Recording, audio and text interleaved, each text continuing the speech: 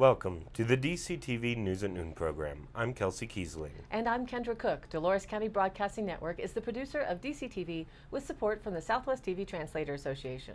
If you have a news topic or tips you'd like to see covered, give us a call. The studio number is 677-4119. Today's show runs Tuesday at noon and is rebroadcast at 3 and 6 p.m. and again re-aired on Friday at noon, 3 and 6. Today is October 31st, 2017. Happy Halloween, and now the news at noon.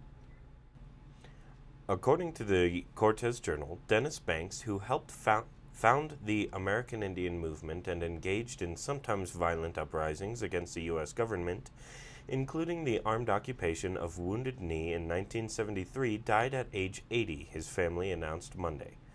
Banks, whose Ojibwe name was Noakumig, was one of several activists who founded AIM in Minneapolis in 1968, and he was a leader of the group's takeover of Wounded Knee on the Pine Ridge Reservation in South Dakota in 1973, in a protest against both the U.S. and the tribal governments. The village had been the site of a massacre by U.S. soldiers in 1890 that left an estimated 300 Indians dead. The occupiers held federal agents at bay for 71 days. 2 Native Americans died and several agents were injured amid the frequent gunfire. Banks died Sunday night at the Mayo Clinic in Rochester, Minnesota, surrounded by about 30 people, including siblings, children, and grandchildren, said daughter Tashina Banks Rama. He had heart surgery earlier this month and was in high spirits until pneumonia he had contracted after the surgery took a turn for the worse on Friday, she said. Banks and fellow AIM leader Russell Means faced charges stemming from the Wounded Knee occupation, but a judge threw out the case. However, Banks spent 18 months in prison in the 1980s after being convicted for rioting and assaulting for a protest in Custer, South Dakota, earlier in 1973. He avoided prosecution on those charges for several years because California Governor Jerry Brown refused to extradite him, and the Onondaga Nation in New York gave him sanctuary. Banks also helped lead a takeover of the Bureau of Indian Affairs offices in Washington, D.C. in 1972 as part of a protest dubbed the Trail of Broken Treaties, and he was a participant in the 1969-71 occupation by Native Americans of Alcatraz Island, the site of the former prison in San Francisco Bay.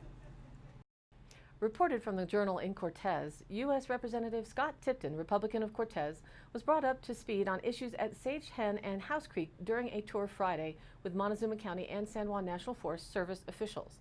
Tipton saw firsthand how the invasive mussel threat at McPhee Reservoir is limiting access and heard about budget issues preventing expanding the boat inspection program. This summer, lake officials only allowed motorized boat launches at the McPhee and House Creek boat ramps that have inspection stations. At Sage Hen and Dolores entry points, boulders and gates were placed to block motorized access. It's a different way to operate our reservoir, but we have no choice, Ertel told Tipton. Hopefully, the public understands the danger of this mussel on our waterways and takes responsibility for their watercraft. He expressed his concern that the county is doing everything they can at this point. McPhee Reservoir is considered high risk for mussel contamination because of its proximity to Lake Powell and Lake Mead, which are infested with mussels. The microscopic young of the invasive species survive in the water of boat ballasts, engines, and wells for up to 28 days. Inspection stations decontaminate suspected boats. Ranger Derek Padilla of the San Juan Forest Dolores District said operating the 2 boat inspection stations for the May through October season cost about $84,000 per year.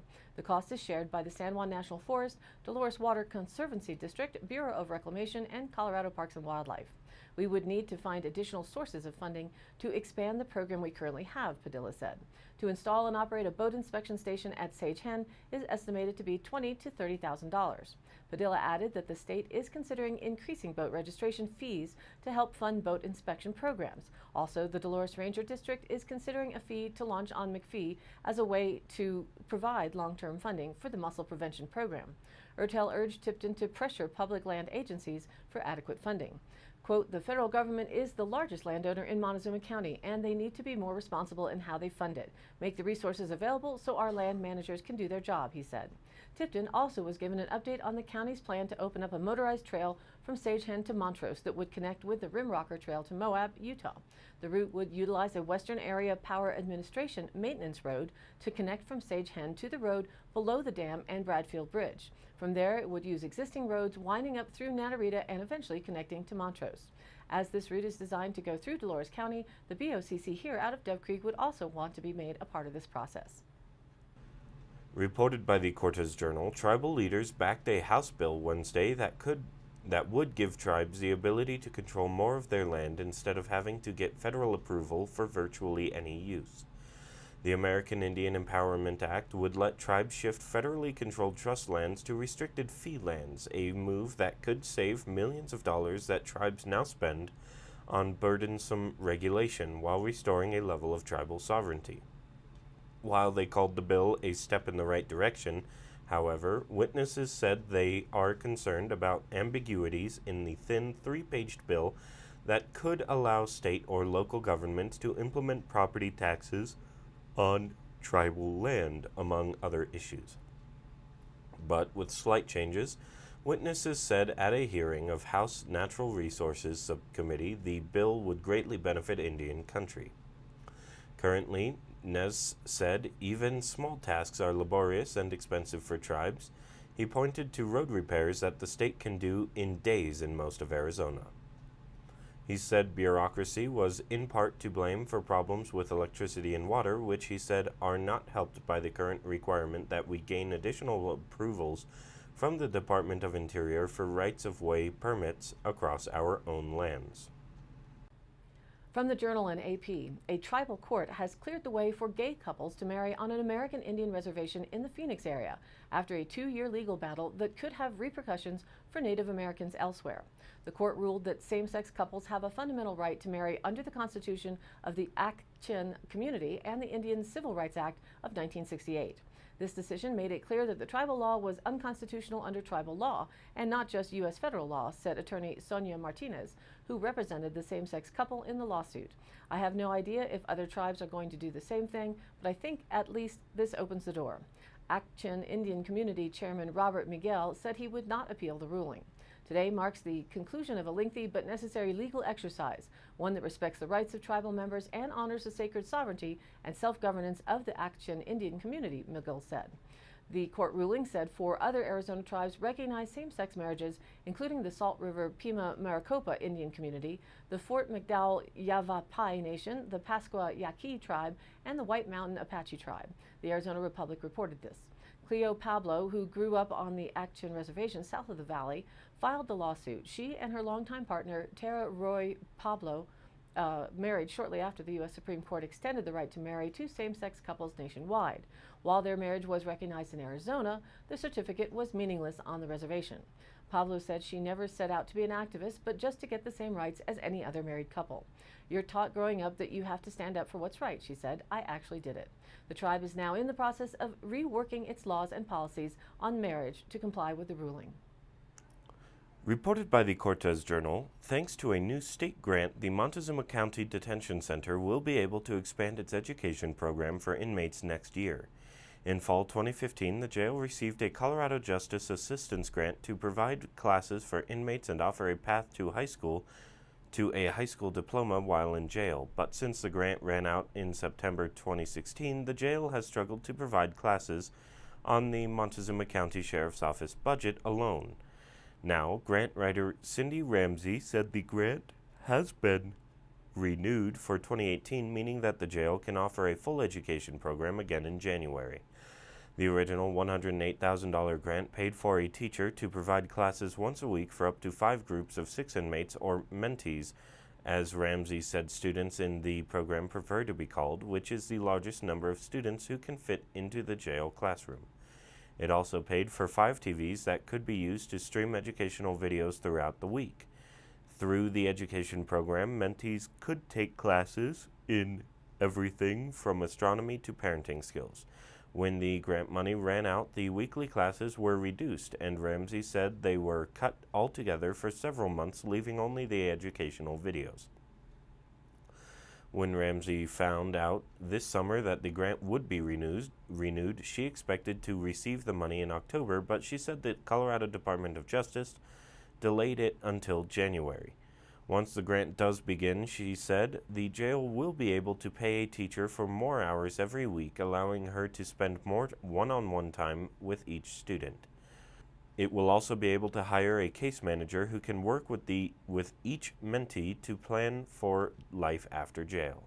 And now let's take a look at the weather. As you already are aware, moisture came into our southwest Colorado region this morning. Radar shows some significant precipitation over the San Juans ahead of a secondary shortwave trough coming down from the northwest. The cold front stalled just south of Moab and north of the San Juan Mountains, so that as a result, rain continues to be more likely than snowfall. However, some of the higher elevations indicated snow was falling and collecting on road surfaces. Meanwhile, SNOTEL across the area was reporting 2 to 4 inch accumulations. Showers will decrease during the afternoon, but additional snowfall again may continue over 9,000 feet. Temperatures will be a bit cooler as those clouds hang over the region into this evening. We then expect a dry northwest flow to bring clearing tonight, except across portions of northwest Colorado. Lack of insulating cloud cover will result in colder overnight lows. Quiet and milder conditions are in store for Wednesday as all of that weather pattern stays further to our north. Nationally, today's national forecast is showing dry and mild weather across the western states and southwest, with showers and a mix in the northern Rocky Range, occasional rains and possible storms likely across the plains and into Texas, while the brisk temperatures and windy conditions continue to plague the upper Midwest all across through to New England. The southeast won't be as chilly, with dry conditions prevailing in that region through Tuesday evening. Our 5-day local broadcast area forecast, as provided through the NOAA National Weather Service, and the information gathered at the weather station 6 miles southwest of Dove Creek, shows the conditions remain likely for potential rain today. We already felt some sprinkles earlier this morning, and that 50% chance remains until late afternoon, with highs today around 55, and then clouds may break up a bit, with a low of around 36 tonight. Winds today becoming 10 miles an hour from the southwest. Then Wednesday, it should become clear and sunny. That's a factor of the winds picking up. As they say, it will be breezy, but here you all know that's a relative term. The south-southwest winds from 5 to 10 will increase to 15 to 20 miles an hour, with gusts up to 30. High temperatures will be around 61. The evening low tomorrow night will be around 37, and winds will drop back to around 10 miles an hour. Thursday, it'll be sunny with south-southwest winds 10 to 15 and a lower high near 57 with the lows around 37. Friday again mostly sunny to partly cloudy in the upper 50s and low around 39. Saturday, clouds and sunshine mix with a high near 61 and a low of 39 will be a perfect day to come out to the high school to support the Lady Bulldogs District 1 champions as they take on Nucla and Sangre de Cristo for the regional volleyball tournament first game starting at 10, and their second play is at 2. Adults are $8, kids are $6, seniors 60 and over are $6. Let's show the region our great support. And then Sunday, once again, it's expected to be, quote, breezy, with a high near 58, low around 36, and that next potential chance for showers looks like it has pushed over to the beginning of the work week for Monday. And now, back to the news. According to the Cortez Journal, compensation insurer Pinnacle Insurance of Colorado has awarded Musconell Millworks its award for exemplary performance in safety, risk control, and financial and claims management. More than 40 companies earned the Circle of Safety Awards, Pinnacle said in a news release on Thursday. The result is a healthier, more productive workforce, said Phil Callan, Pinnacle president and CEO. The Circle of Safety Award was created with the understanding that risk management is the result of everyone working together. Pinnacle policyholders were eligible to receive the award by meeting the following criteria: being a Pinnacle policyholder for at least 4 consecutive years, experience modification rate, the employer's claims costs compared with the industry average of 0.85 or less in the policy period, combined 4-year loss ratio, claims paid by Pinnacle divided by the premium paid by the employer, of less than or equal to 35%, report 80% of claims within 48 hours for 4 years, 2 or fewer notices of cancellation each year. When employers pay their bill late or not at all, they and their employees can be at risk. No non-compliant audits. Hold the state's cost hold the state's cost containment certification, which helps employers prevent workplace injuries and control insurance-related costs, and no fatalities. Pinnacle approved Return to Work program. These programs help get injured employees back to work as safely and quickly as possible. Hemp news from Westword Online. Growing and processing industrial hemp has become a big business as barriers break down in states with legalized cannabis. Now, one Boulder laboratory is starting a study with a university agriculture program to learn more about desirable hemp genetics, much as that program has studied grapes for the wine industry. The Front Range Biosciences partnership with the University of California Davis Department of Viticulture and Enology will research hemp genomics in order to build the foundation of Front Range's breeding program. That, according to CEO Jonathan Vaught. The company will isolate certain strands of hemp DNA and send them to UC Davis, which will run DNA sequencing and bioinformatic analysis to create a better genome reference for cannabis. This type of work is common in agricultural commodities, such as tomatoes and strawberries. Vaught says as industrial hemp's legal status continues to fluctuate, Front Range hopes to develop strains that provide a higher commercial and medical value for farmers and consumers. Quote, we're looking for what makes a plant have a certain type of leaf structure, flower structure, or seed structure, how well it responds to drought conditions, certain diseases, plants, and pathogens, he explains. The target for a good breeding program is to create cultivars or lines that perform specifically in a certain program. Outdoor growing in Colorado might be very different than outdoor growing in Kentucky, and that might be very different than a greenhouse in California. At least 26 states have passed laws creating industrial hemp research or pilot programs in America. Although Colorado and California have both legalized recreational cannabis, moving cannabis across state lines would still be illegal under federal law. By isolating the plant's DNA, however, Vaught says no laws will be broken. They don't do anything around touching the plant. We extract the DNA and then we send it out to UC Davis to see what they can do, he says. That DNA is no different legally than yours, mine, or your dog's. There's nothing illegal about working with DNA. Because of federal laws against cannabis, there haven't been as many studies conducted on hemp genetics and DNA as other crops. By outsourcing this research to UC Davis, Vaught hopes to take advantage of the university's 7-figure research labs and genome mapping capabilities. In return, Front Range will pledge a 1-year gift that covers costs related to supplies, DNA and RNA sequencing, genome annotation, and assembly. Most of the characteristics the Front Range wants to study have been requested by farmers, the company's primary clients. They include disease resistance, seed yield, water intake, CBD production, and more. Reported by the Cortez Journal, the Montezuma-Cortez Marching Panthers on Monday placed fourth in the 2017 Class 2A state finals.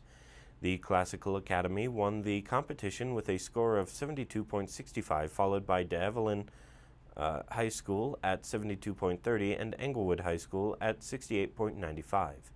Montezuma-Cortez was fourth at 66.30. Eaton, Elizabeth, and Altameda High Schools completed the field. Last year, Montezuma-Cortez High School finished second behind De Evelyn and the Classical Academy, and Englewood rounded out the top four. The Panthers took the field Monday afternoon in Parker's Echo Park Automotive Stadium for a weather-delayed performance as the temperature dropped below freezing. The MCHS Marching Panthers got to the state finals by winning the 2017 Colorado Bandmasters Association Regional State Qualifier Competition in Grand Junction on October 19th. The popular band, which received a police escort out of Cortez on Sunday morning, played a community appreciation concert at Panther Stadium on Saturday. Today in a marijuana moment, also from Westword Online website in Colorado. A celebrity getting into Colorado's legal cannabis game is nothing new. Snoop Dogg, Willie Nelson, Wiz Khalifa, and Tommy Chong have all slapped their names on some form of pot product. Now you can add Whoopi Goldberg to their list. Goldberg launched her pot-infused product lines, Whoopi and Maya, with award-winning potrepreneur Maya Elizabeth in California in 2016. Thanks to a deal with infused product manufacturer RMZ Colorado, soon Whoopi and Maya will be in Denver pot shops and other spots around Colorado. Goldberg said in an announcement of the deal that every new market we are able to expand into is a victory for women looking for relief from pain and menstrual discomfort, and we are thrilled we found such a great partner to bring these products to Colorado. Unlike the aforementioned pot-loving celebrities hawking cannabis to get you high, Goldberg's line in Colorado is geared to provide relief for women experiencing menstrual cramps and discomfort. Other than the tincture, all of the products come either infused with CBD or have a CBD option available to treat the pain, cramps, and inflammation associated with menstruation. Goldberg has never shied away from her enjoyment of cannabis consumption, and she's embraced the technological advancement brought on by legalization.